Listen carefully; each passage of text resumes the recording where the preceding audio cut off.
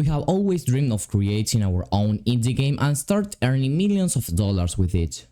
Unfortunately, that cycle of developing on our own and hoping for some kind of blessing that help us start earning money doesn't exist.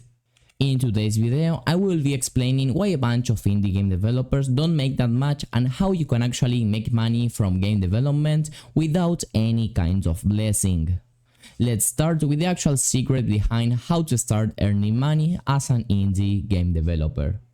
Firstly, it is important to explain what I call the indie game cycle. In short, it is the infinite loop of creating an indie game, publishing it, and be begging for downloads in all social media platforms and everywhere to just get a couple of downloads.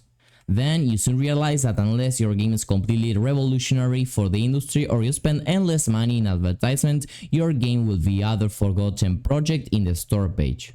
But then, after a couple of weeks, you have energy enough and want to tackle the creation of other incredibly revolutionary project. You work day and night, you put everything you have, you think that this time it is gonna be a hit. Finally, you publish it, the days start passing and the downloads stuck at only a couple. That is when you really can't understand anything. Is my game mad? Should I do other thing? Do I try it again?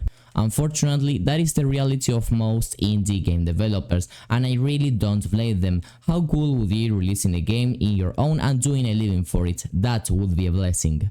But sometimes I think that is not pure chance, the fact that there are dozens of indie games published and most of them don't make any money.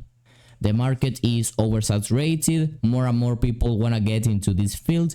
They maybe have watched some YouTube video about an indie developer who made millions with his first project, so they started just because of a YouTube video.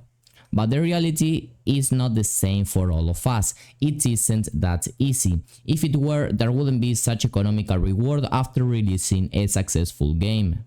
To sum up, the indie game cycle is a constant loop of creating and releasing indie games, followed by the struggle to get downloads through social media promotion.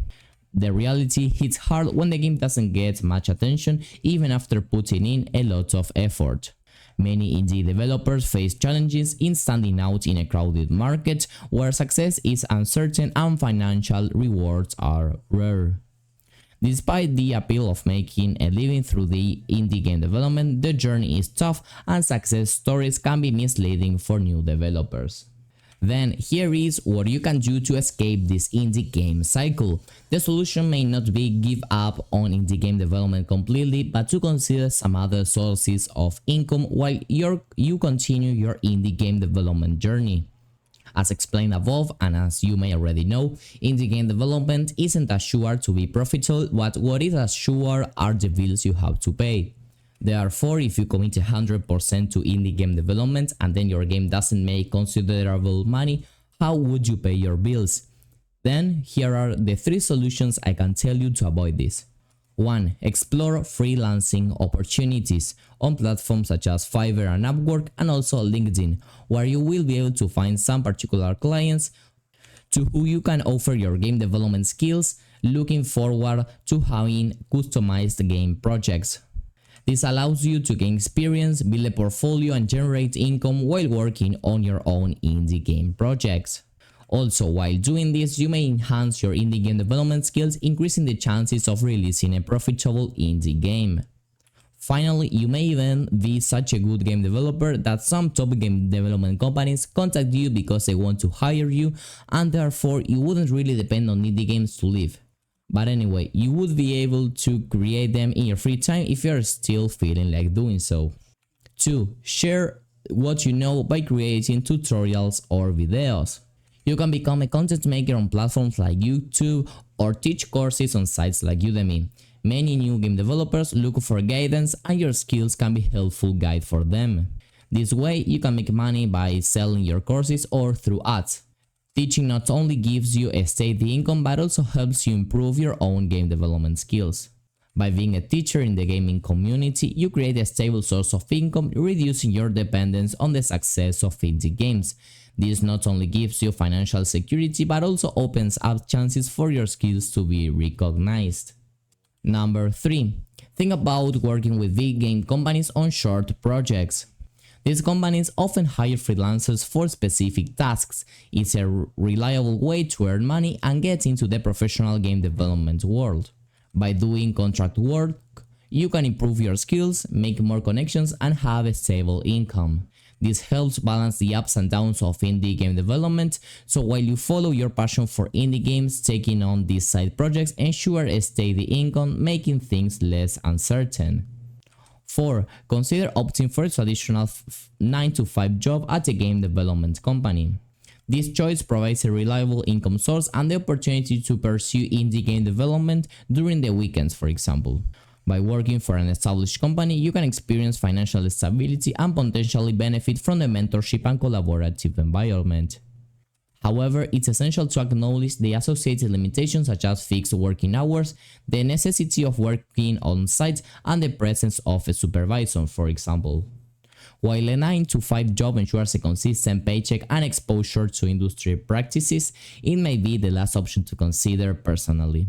The constraints of set working hours and the need to be physically present in an office might limit your flexibility.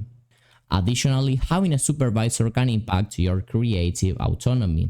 Exploring other avenues that allow more independence and flexibility could be worth considering before committing to a full-time position in a game development company. Or again, while you do this, you can develop your own indie games, and when you think you are economically able, you quit and commit 100% to indie game development. So overall, there are different paths that you can follow in order to actually make money as an indie game developer. As you may have already noticed, the thing here is that there is a lot of people that spend a bunch of months creating their indie game, their dream indie game. Then they publish it and they hope for some kind of blessing or something like that so that people can actually start knowing their game. And of course that is amazing because, you know, from somewhere you have to start and that's amazing, but on the other hand you still have to pay your own things, and in most cases indie game development wouldn't be enough for it. So you really have to explore other ways of having a more stable source of income as the ones that I mentioned in this video. Everything said, I want to remark that I'm not against indies.